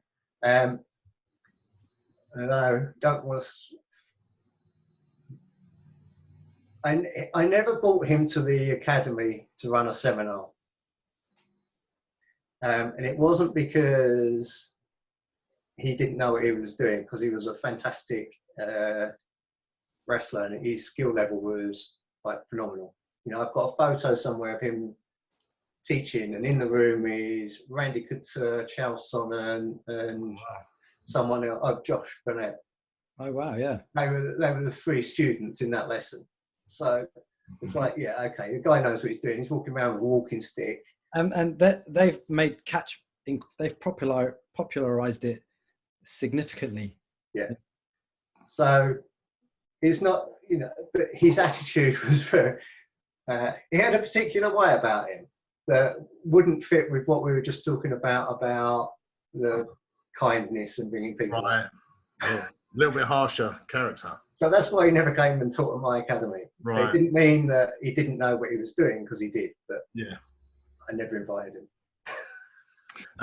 Another question from Sandra, just going out a bit. Has anyone ever pulled a gun or a knife on you in the street in real life? You know? Or... No, I've never had a gun pulled on me. Someone tried to hit me in the head with a hammer one time. And what was your reaction? I'm still here. Yeah, they're not. I was fortunate, actually, in that one of the things we always try and teach with big swings with weapons is to step in. Right. Step into the circle, because at the end of the circle is the biggest danger. Yeah. And obviously you don't know if the guy's got a penknife or if he's got a 2-foot machete when he swings. Yeah. And luckily I didn't realise he had a hammer. I just thought he had something, and I stepped in. Because if I'd stepped back, could have called then he would have hit me smacking the head with a hammer. Right. So your training paid off, in other words. The training worked, yeah. Yeah, great.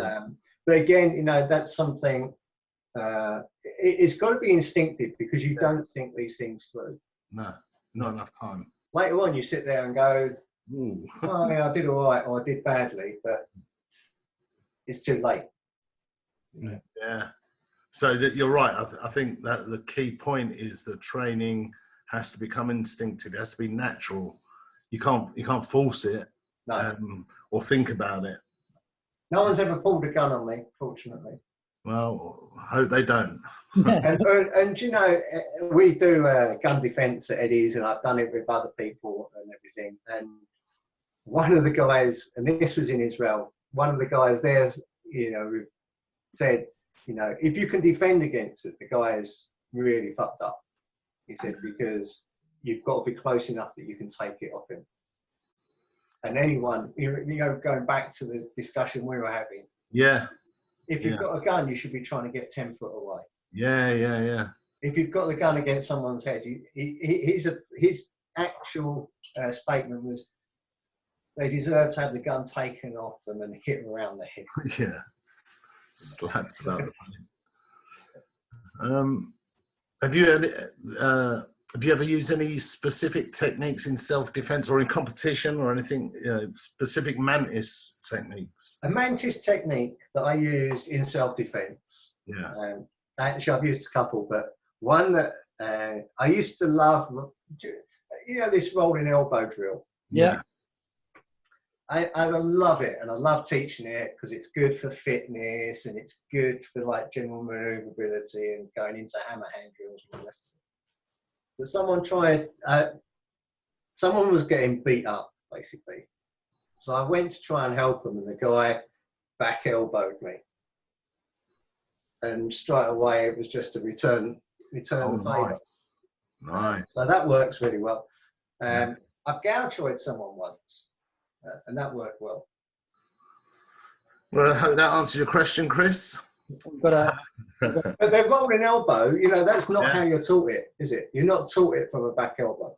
No, not really. But it's just it comes at you. It's just there. You return it and crack. Yeah. And it works. And again, it was instinctive. But it was lucky that was instinctive, because otherwise that would have been painful. Yeah. And it just shows that you get a technique, but you have to train that technique in different ways, you know. But yeah, I know that. And that technique, that rolling elbow, is exactly what you get in Thai. Yeah. When people do a spinning back elbow, they catch it, they pat it down, they return it. Yeah, boom, boom, boom, boom. Exactly the same technique. It's no different. Yeah, and you see that in the. So you can do it like when we were talking about how you train with intent. You know, if you're doing that in the Mantis class, you'll get someone.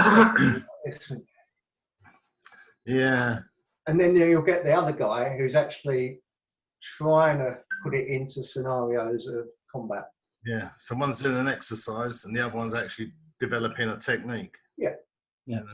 And that's part of the you see that elbow pit in one of the 8 sensitivity drills that you do as part of it. Yeah. We've got a question from Kurt Scott. As Tony has studied quite a few different systems and has been involved in the martial art for decades, after so long, some people can lose their passion over the years. Obviously, not you, Tony. What would you say was key to staying so passionate over the years? It's not. I do lose my passion. I lose my passion for training. I lose my passion for teaching. Particularly, I've had an ankle injury for ages now, and it got me down and all the rest of it. And you can't help it. When I was with Pat, one of the things right at the beginning, I was there and I was training, and I used to train all the time. And some guy that came was much better than me, and he'd only come a few times. Pat was like, "Don't worry, he's one of these shining stars. Keep going, keep going, keep going. You'll overtake him." I was like, "Oh, never, never." Anyway, after about 6 months, he'd gone. I kept training. He came back about 8 months later or something and was like, "Oh, I'm going to start again." And Pat put me with him sparring. And he said, "Just be nice to him, don't hurt him." And I was like, "No, guy's a million times better than me." And he was like, "No, because you've been consistent, trust me." And yeah, it was easy because you're consistent. What I do is I change it up because, yeah, people say, "Oh, you can only learn one art and all the rest of it." I don't really believe that, because once you've learned one, the second one is a little bit easier. But I change it up. So I'm always in Thailand, partly because I love the weather, I love the people, and I never go to one of the huge camps. Yeah. I always go to one of the smaller camps. People are lovely. They'll spar with you for an hour without beating the crap out of you. I can drill techniques, and that will change it up for me. If I do that for, if I'm out there for a month or a couple of weeks or whatever, a couple of weeks of training with someone, great, just changes it up. Why I pick different things. I'll go over and, like I said, train with Nico, and it's different. His grappling is different. It's done slightly different. Atmosphere is different. People are different. You come back all enthusiastic, I was over in New York. I went to Enzo. not Henzo's. I went to the other guy. I forget his name. Marcelo Garcia. Yeah. I went there. Loved it. Great fun. Completely different to what I normally do. Far more athletic than I am. And it was just good because it changed it. It's a refresher. Yeah. Then you can come back to what you normally do, and you bring a bit of a new technique, or I haven't done that for ages. Why haven't I done that for ages? You bring that back in, so it freshens everything up. But I'm sure if I just did exactly the same thing every lesson, it'd be boring as hell. Yeah. Yeah, that can happen. Obviously, because for a lot of us have been training for many, many years. So doing a narrow band of stuff over and over again is not only kind of wearing on your body, but you start to lose that passion can wear down. Yeah. And then you get new input. That's what happens with me, as well. And it does spark you up, doesn't it? And I think Paul got it right when he put me into teaching, in that someone will come along and ask you a stupid question, and you start. Actually, it wasn't a stupid question, because you made me think about something really basic. Yeah. Why I'm doing it a certain way. Yeah. We're doing online sessions for people, and I've just been doing jab. So a simple kickboxing technique, a jab, and we went into so much depth on it. It just opened up so much for people, and it's just a jab. Yeah. It's not that they don't know how to do a jab. No.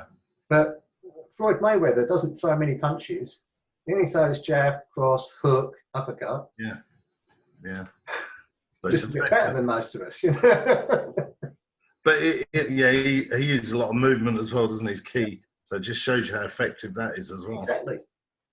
I mean, I'm a bit gun shy now because Christian knocked me front teeth out. So thank Christian.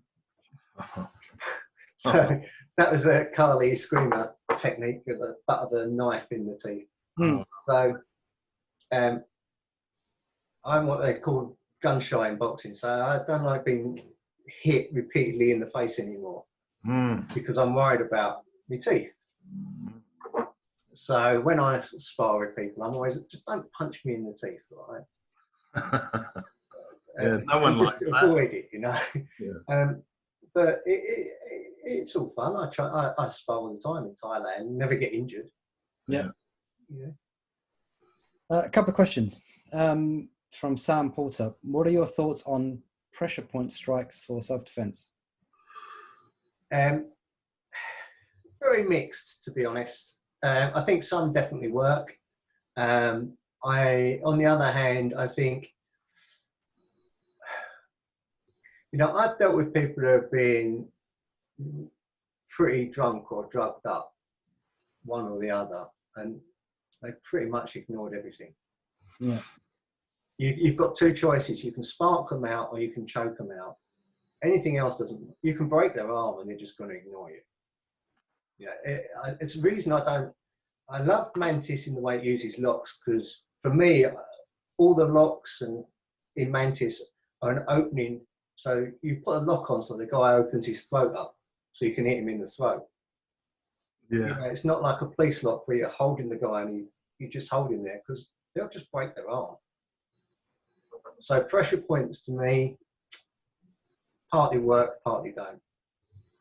And I think part of that is that I don't train them extensively, and I wouldn't be that accurate either. Thank you for that. All right, another question from Stephen. Has Tony learned Krabi Krabong? Have you done any Krabi Krabong? Krabi Krabong? No, not really. I tried. Okay. Well, that answers that question then, because the question was similar to any Filipino martial arts that you've learned. But you've answered that anyway. Paul tried to teach me once. Didn't take to it? You know what? I think I just didn't have the time. Right. I can't remember when it was. It was a while back, and I was just busy with something else. I just didn't have the time. And if you do something new, you've got to put quite a bit into it, haven't you, to get going. Once you get going, you can do a lot on your own. But getting going, you need to put quite a lot of time and effort in of learning. So you now train BJJ. Is that the most recent martial arts you've Yeah. So my most recent martial art is BJJ. I got into BJJ. I went to New York. I was teaching MMA, and I was wrestling based, kickboxing based with some Mantis. Yeah. Knew our submissions weren't that great. Went to New York and said, "Right, I'm going to go and train at Henzo Gracie's for a little bit." Went over there. It's not that long ago, and I managed to do morning and evening every day. But how did that? My wife was happy because I would get up, train before breakfast. We'd spend the day in New York doing all the tourist bit. Then she'd go back and get ready. I'd go and then come back, and we'd go out for an evening. So that was my routine. I would train morning and evening, twice a day. Did that for a while, so just to see what it was like. Liked it. He recommended someone in London called Eddie Cohn, and that's how I ended up there. Henzo Gracie recommended Eddie Cohn. Wow. Yeah. So he actually recommended two people, one of them being Hodger. Yep, Hodger Gracie. The other being Eddie. Yeah. So were you just training the Brazilian Jiu-Jitsu, or was he doing the traditional Gracie self-defense or the MMA stuff? Just Brazilian Jiu-Jitsu, no Gracie self-defense. Okay. And I was only there as a beginner, complete novice. Bought gi to go out there. Yeah. Then I was like, right, okay, I need to do that. And about 2-3 months later, my wife got really ill. Just collapsed. Was really, really ill, seriously ill. Touch and go for months. And I needed sanctuary. So I was going up to London to see her in hospital. And thought, right, now's the time. So I contacted Eddie, and I was doing private with Eddie when I was going up there, just to give me some mental, like, something I hadn't done before, take my mind off. And that was what, 9 years ago. So yeah, because I've been with Eddie 9 years. Yeah. Yeah. And now obviously James, who's one of his black belts, teaches at my academy. He's been teaching. That's right. Yep. Been teaching with us probably for about 18 months now. Yeah. There's one MMA class, one pure BJJ class. And it just brings extra expertise in. We used to have a couple of judo internationals teaching, but they've both moved out the area and doing different things, so can carry that on. So yeah. James took in. Yeah, and for those that don't know, I actually would see Tony at Eddie Cohn's as well, and we do train together. And All right. I would join in on the privates and George joining the training. Yeah, and that's another one that I don't grade at, because I did a grading with Eddie about 8 years ago. I was there for that. Yeah. Yeah, and that's it. I'm still the same grade, so I haven't learned anything in 8 years. You probably sort that out. You'll probably speak to James or Eddie about it. Yeah, I know. Yeah, do you know what? I hate gradings. I'm one of those people that is really nervous and doesn't like gradings. So, with respect to, because we're coming up onto the 2-hour mark. Yeah. And it's gone really quickly. And I've got so many more questions actually I want to ask you. But I want to bring everything back to Mantis overall. Yeah, sure. So, with respect to Chowgar and the way you teach, or the way that you see it taught now, what do you think can be added to make it better or improve the way that it's taught? I think a couple of things. I think you've got to keep it real. Yep. But first of all, you've got to work out, why is the guy coming to me? Right. Because if he's only interested in, he could have a lung problem and he just wants to get a bit healthier, well, teach him Qigong. Right, got you. Teach him 18 hands. Just get him doing some basic stuff. Teach him grinding arms so he can build his strength up. Do first form. Spend ages doing that. If you're talking about the general people you want to improve and get them better, I think be real in what you're doing. I have nothing against the forms. When I said I don't like the forms, I have nothing against them. If you can learn all the techniques in that form, then another form, then another form. But don't be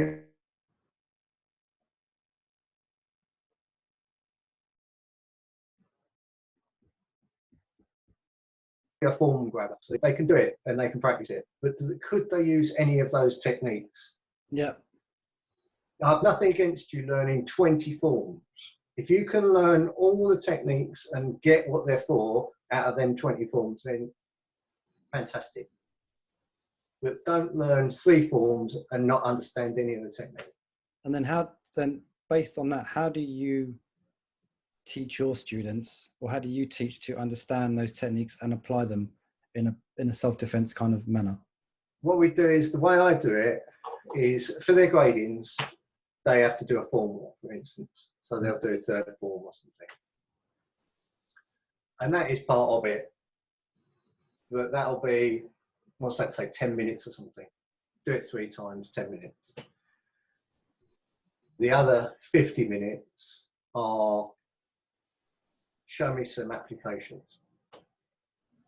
So I won't say to them, what's a pike heel for? I won't say that. I won't give them that. I'll be like, you show me something. Yeah. And then, okay, that technique you've shown me, you've now got to show me 10 different ways of applying it for 10 different scenarios. And then all of a sudden they're like, well, I only know one. I'm like, well, no, you don't. show me more. And they know that now, and they just want to, you know, they want to understand it. So now all of a sudden it's like, so the guy's grabbed me behind and I'm going to turn and get, oh, okay, yeah, fine. Now show me another one. And bring it to life. Bring it to life. That's what I'm after. That's what I'm after. And I judge people differently. You know, I've got someone in the academy that has got learning difficulties, but they've been doing Mantis for probably about 6-7 years, and he's failed a load of gradings and he's passed a load. But what I'm after from different people is different things. So I know his memory is really bad and he's not going to remember all the form, but he's really strong, really strong. And you sort of wouldn't want to go against him in the street because he's probably the guy that you hit and then you get back up again. And he wouldn't learn that he's beat. Yeah. You keep getting back up. And it's like, no, I beat you, get back down. And he'd get back up again. So what can he bring to the game? He can bring an awful lot because he's going to bring different things to the guy who just picks up a form really easy. Yeah. So some people just whiz through the form. He has real trouble remembering forms. But do I fail him all the time because he can't remember a form when he can apply nearly everything in it? Yeah. Very interesting. And how do you apply Mantis, and that could be principles, concepts, or techniques, with regards to teaching it from a self-defense perspective? I think you can. I think for me, Mantis is more on my self-defense side. Yeah. Because if I'm looking at, you know, basic self-defense, if I can teach someone high kill, grab, hammer hand, you can use that combo to take out most of the room. You know, you could be going from person to person to person to person, doing it in different ways, different techniques, but blocking, striking, whatever. Yeah. But if you said, okay, what's the first thing I learned? Oh, I learned this. Oh, that's crap. What is it? Because it's a block and it's a punch to the throat. Yeah. You know, that's quite a bad technique for the street, really, if you learn it the right way. Yeah. Yeah. Well, I'm learning this. Oh, that's rubbish. Or is it? You know, what you're learning. So I think you don't really have to change Mantis to make it suitable for self-defense. What you have to do is make everything you're doing realistic. Right. Yeah. It's like the MMA can be good for self-defense, you know, it's a sport, but can it be good for self-defense? Yeah, it can, if the guy's prepared to pick people up, slam them on the floor, punch him and run off. If you want to roll around the floor with him, then no, it's not. No, not at all. Because someone's going to come and kill you, sort of thing. But it can be really good if it's taught the right way. Gotcha. And how do you prep your Mantis guys for the ground stuff? I mean, what do you? We, I think this is probably where we would differ from a lot of the more traditional schools in that we just teach ground stuff. So it's not a BJJ lesson, so we don't do that. Yeah. It's more about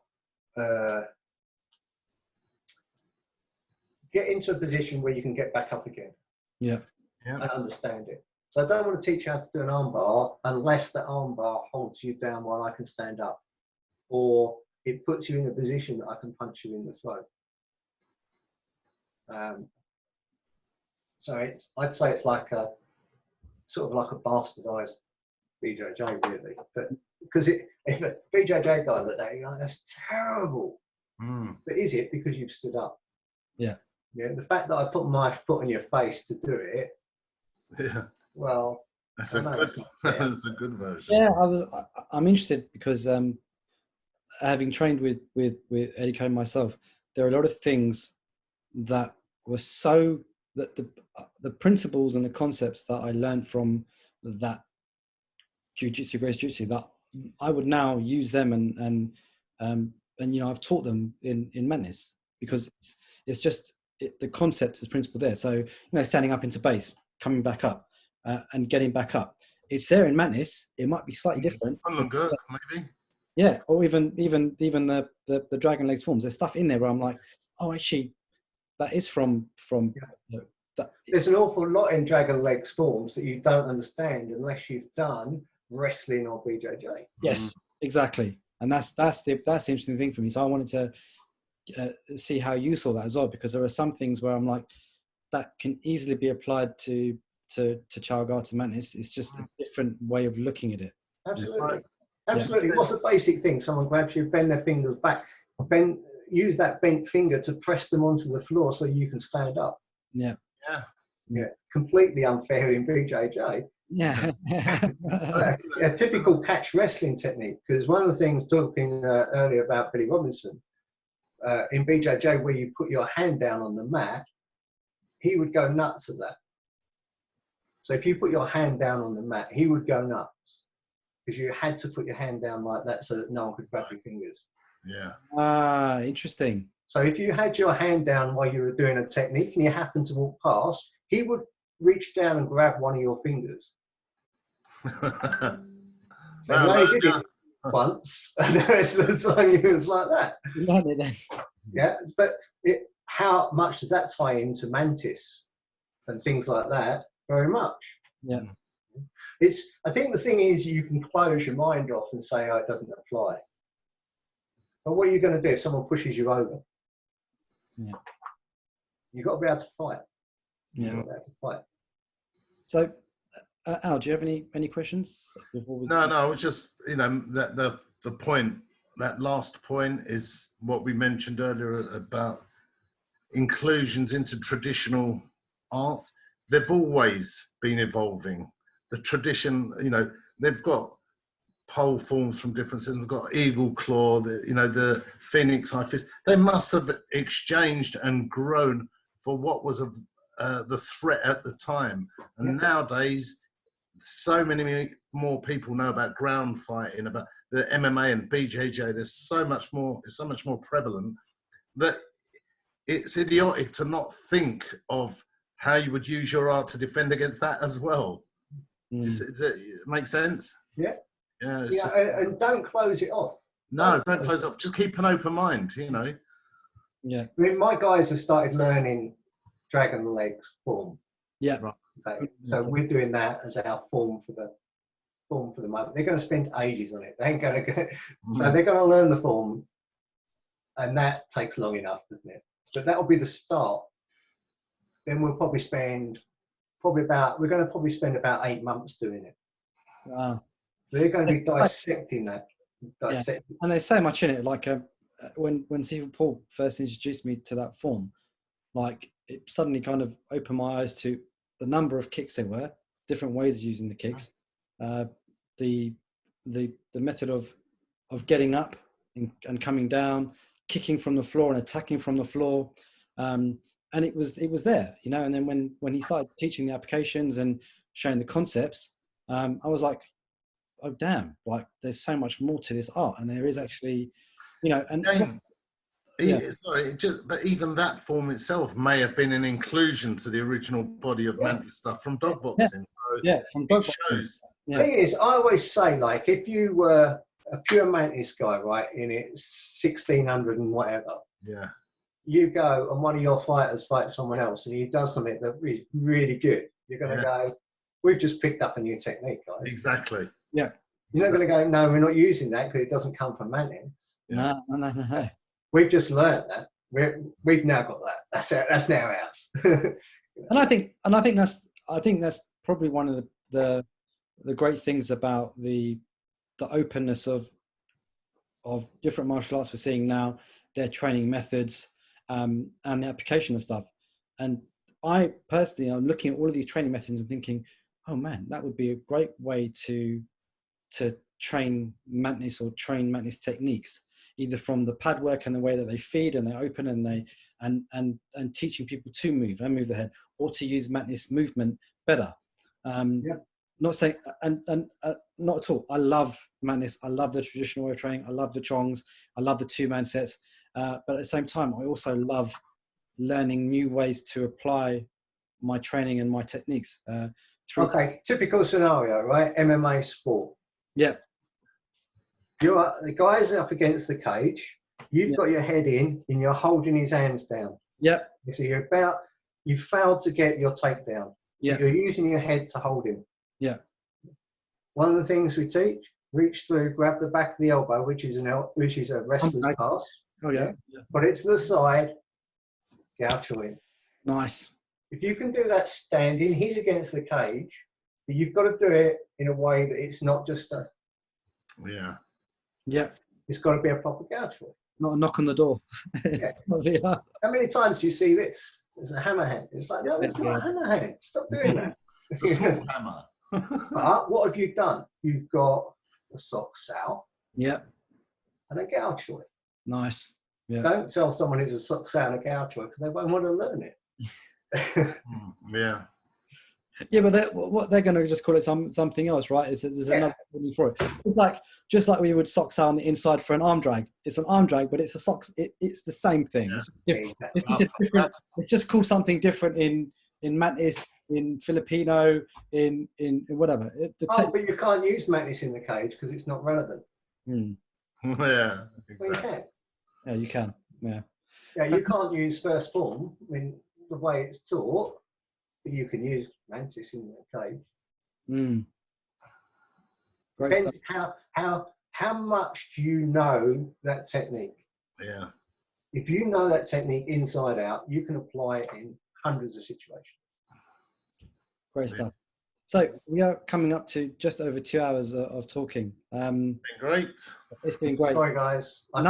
We could go on longer. But Tony, thank you so much. That was a really great comment. Thank you, guys. Yeah, no, really, really appreciate it. For those that don't know, Sifu Tony runs 5 Elements Martial Arts. He also runs a website, and he's the one that kindly gave us the discount on the online videos. I think, I don't know if that's still valid, but for those that don't know, that was from Sifu Tony Willis. So thank you for offering that to the group and allowing them to, to continue learning through the online videos. That was a really great thing you did, and I appreciate it. And of course, the time that you've given us to talk to us and, talk to us. It's a pleasure, guys. It's a pleasure. Look, I think from my perspective is I've distanced myself a bit from the Mantis after a little bit because I felt at the time there was no internet and there was bulletin boards going, there was lots of hassle going on. And in the end, I ended up with it's getting too political for me. Yeah. Go away, you lot have a fight. I went off and did my own little thing. Yeah. But if I can share anything with anybody, yeah, I will. And the thing is, as far as I'm concerned, there's no brilliant style, there's no brilliant technique. You just got to understand it properly. Yeah. Don't learn 1,000 techniques. Learn a few and really get good at them. Yeah. Right, this way, that way, this arm, this arm. There's nothing worse than a traditional martial art where someone goes, "Oh, right, okay, no, you can't attack that. You've got to punch me with the left arm." Punched me wrong. As soon as I hear that, I'm like, "Oh." Don't do that. Must be a beginner. He punched me wrong. How can people from the group find you, Tony? If we get some contact info, we can post it up just so of course. where you are, if they can go and train with you. It has DVDs. Yeah, whatever. When things go back to normal, where's your school, Tony? We're in Basildon Ethics. Yeah. 5 Elements in Basildon, right? Brilliant. Yeah, brilliant, fantastic. And yeah, if you've got a Facebook page, just message me or Al and look at those details with the group, and so people can follow you on there, or Instagram or whatever. Give us a link to your book as well. We'll share that out with the guys as well. Yeah, I've got a new one coming out soon. Oh, cool. Like it. What's it called?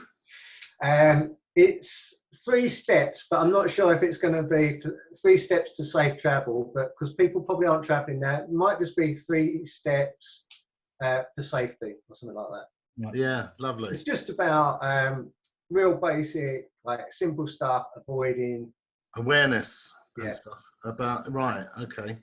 Yeah. Lovely. Brilliant. Thank you very much, Tony. basically. I like the title, 3-step Yeah. arrow punch. Yeah. Why don't you call it sample to safety? Yeah. Yeah, won't sell that. All right. Well, Lovely. Thank you very much. Thank you very much, guys. It's been a pleasure. Cheers. Thanks, Tony. Okay. 1 second. All right, stream stopped. There we go. It's gone. He's